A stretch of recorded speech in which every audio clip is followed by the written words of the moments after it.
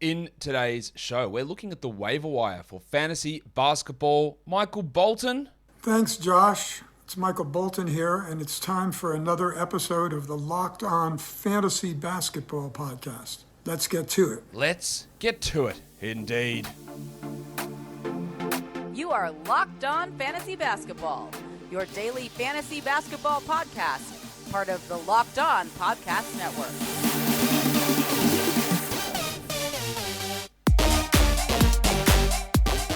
Hello and welcome to the Locked On Fantasy Basketball Podcast, brought to you by Basketball Monster. My name is Josh Lloyd and I am the lead fantasy analyst at basketballmonster.com and at Yahoo Sports Australia. And you can find me on Twitter, as always, at redrock_bball and on Instagram at Locked On Fantasy Basketball. Thank you for making Locked On Fantasy Basketball your first listen every day. We are free and available on all platforms. Here we are to look at the waiver wire across fantasy basketball leagues. Let's get it on, Gilly. All right, let's take a look at the most added players. Love this one. Problem with my Gogo-mobile. Gogo-mobile? No, not the dart. Not the dart. No, but it is the dart. Goga Bitadze is the most added player in fantasy leagues because last game, without Miles Turner, he went bananas. I really don't think that we're going to get that level of production, 78% shooting, or even the 25 minutes a night, every night. I love Goga. You know that I've been a big Goga fan for a long time. I thought he should have been a top 10 pick in his draft class. As I just lose my voice. I thought he can be a top 50 fantasy player at some point. But obviously the situation in Indiana hasn't been there, and he's had some struggles with his shooting. But I'm not convinced that a team that maybe struggles playing the two centers and doesn't love that combination will just go back and play two centers with Sabonis and Bitadze every game. So while he is the highest upside player, more so than Torrey Craig, more so than O'Shea Brissett, even more so than Chris Duarte, do I have confidence in that level of production or those minutes for Bitadze while Turner is out? No, I don't. They can also throw Isaiah Jackson out there. They've got a lot of centers. We'll see what they want to do with it. Absolutely fine with adding Goga. Little worried about where it goes. The tank, Tom Bryant. We get a very interesting data point for the Wizards today. Last game, Gafford played 8 minutes because of foul trouble.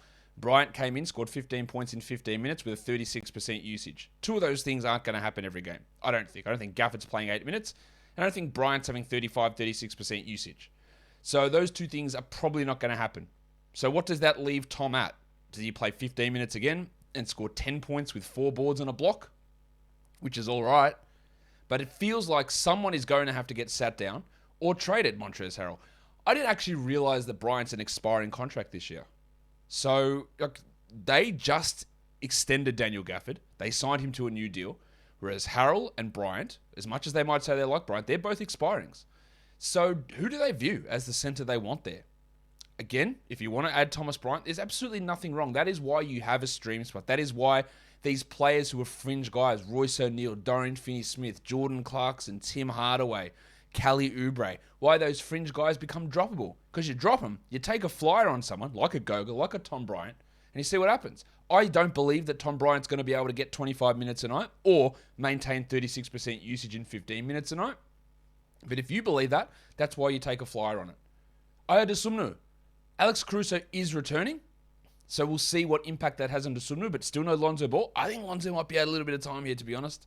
And Zach LaVine's out the rest of the week. So there is an elevated role here for Dosunmu coming up, and his last 2 games have been great. Now, I think that's absolute wishful thinking, best case scenario to think he stays at that level, but that doesn't matter. Even if he drops off a bit, you're going to get some pretty good numbers. Chris Duarte, a name I just mentioned, he's been added in a lot of spots. We have seen lots of games without Malcolm Brogdon. We have not seen lots of games where Duarte has played this well. Is it because Turner was out? It could be, but it might not be. Again, don't mind the ad there with him. The minutes were encouraging. The steals and assists were really encouraging. Absolutely fine to add him. I think he's a solid 12-team option to try and see where we get. Kemba Walker returned for the Knicks. He started. He played good minutes. Yep, he's a 12-team league ad. Until the knees get sore again, or he gets hurt, or Tom Thibodeau changes his mind, Kemba does have value for now. Nico Batum scored 32 points and a half last game. There's no way that that is continuing. We all know that. But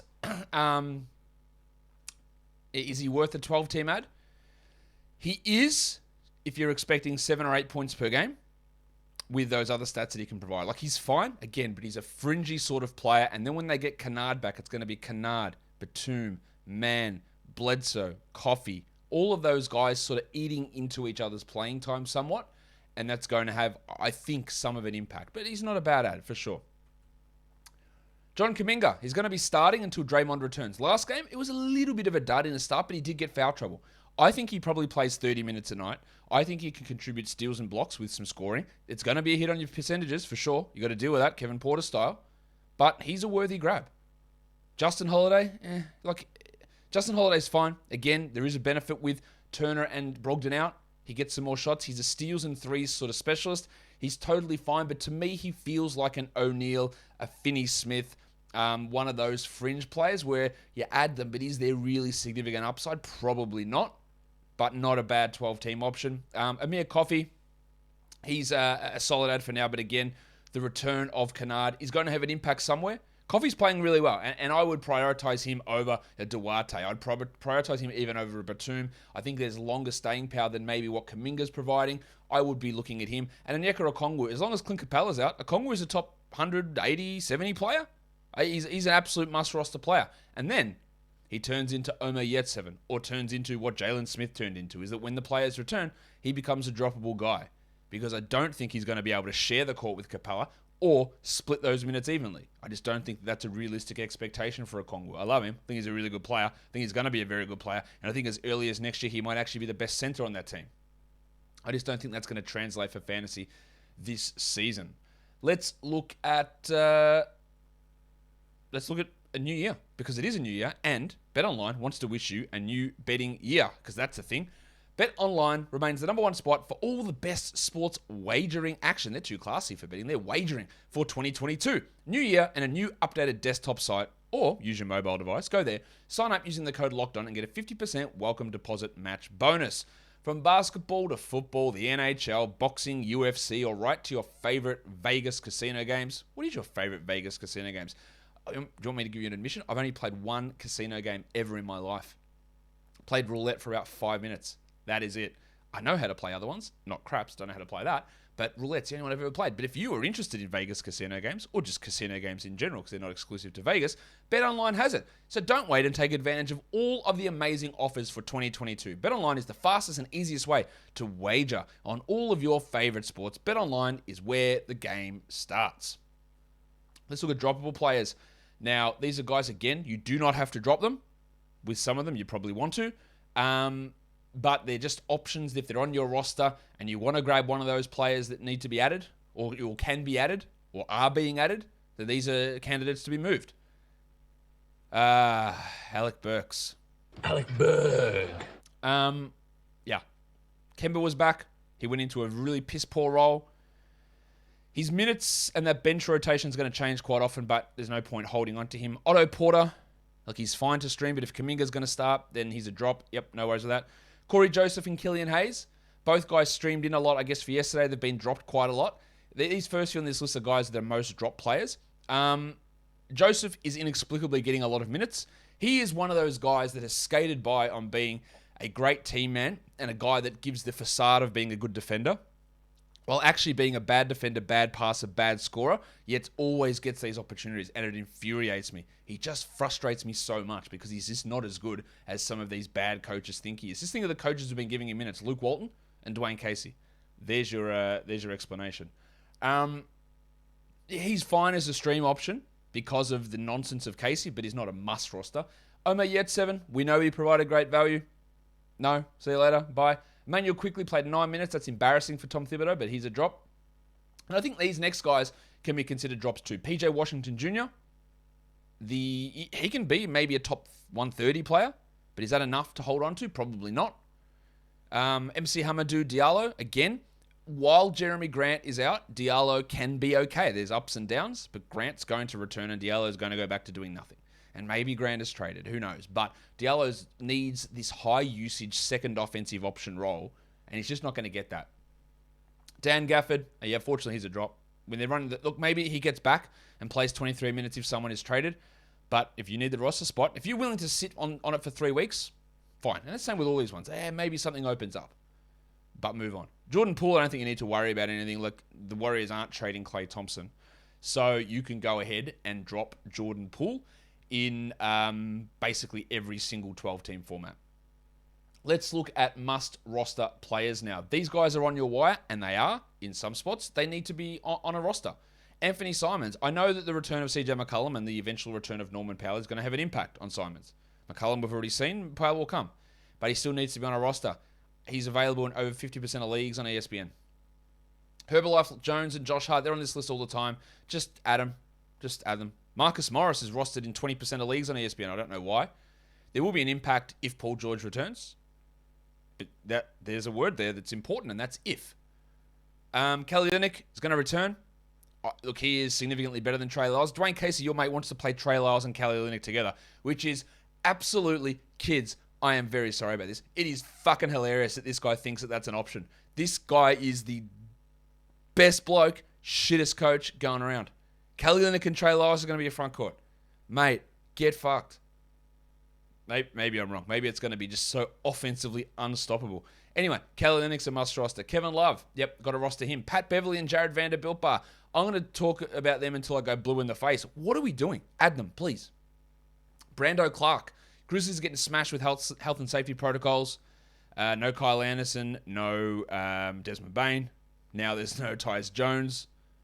Good options there for Clark. He's a must roster player. Alex Caruso, I think, is a must roster. Just also mentioning, actually, we'll talk about them in a little bit of time. I'll get to that in just a second. Sorry for jumping the gun there.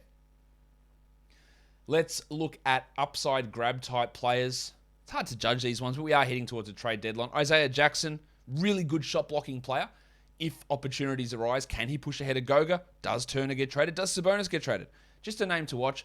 I'm still going to look at these Rockets players, Joshie Christopher and Alperen Şengün. I think that we should be getting, hopefully we get a Christian Wood trade and opens up for Şengün. If we don't get a trade, is there an injury happening? And then Christopher, Eric Gordon's the one we've got to watch there for Joshie Christopher. Isaiah Hartenstein is a name to watch. I think he consistently can outplay Zubats and Ibaka. We saw it last game. He outplayed Ibaka.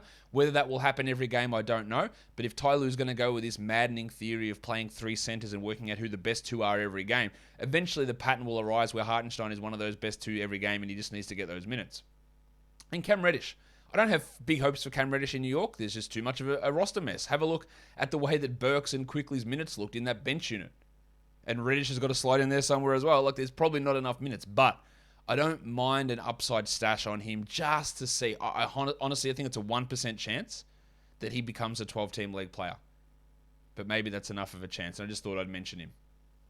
Let's look at some other names that are important to note here.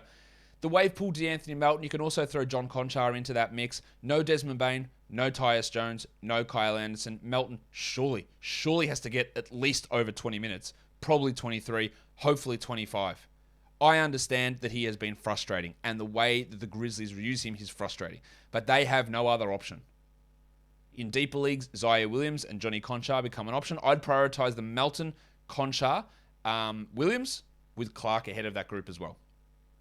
Precious Achiuwa has been putting up okay numbers, and while the big tree Ken Birch is out, Achiuwa is playing big minutes, and sometimes that leads to good numbers.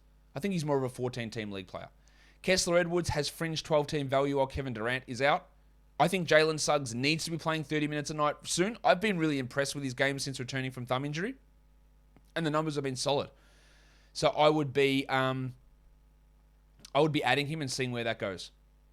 Tyler Hero in health and safety protocol, so the Winter Soldier Max Strus, already playing more minutes than Duncan Robinson.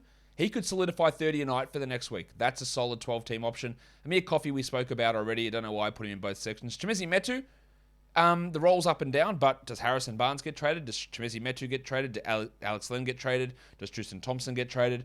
There are numerous guys there who can get traded. I think Metu should be getting 25 minutes a night post-trade deadline, and I do like his upside. It's a little bit of a stash situation, but I like what he brings. Day'Ron Sharpe, while Nick Claxton's out, he's got 12-team appeal. And Terrence Davis, while Tyrese Halliburton is out, he's a guy that should be on a roster. And then you'll go back to doing nothing. But again, Hield might get traded. Fox might get traded. Maybe their new backcourt is Halliburton and Davis at some point. Who knows what they're going to do. But he is worth having for now. And that will do it for me today. Don't forget to follow this podcast on Apple Podcasts, Google Podcasts, Stitcher, Spotify, and on the Odyssey app if you're here on YouTube. Why don't you thumb it up? Why don't you leave a comment down below, guys? We are done here. Is anyone I missed? Drop that in the comments as well. We are done here. Thank you so much for listening, everyone. See ya.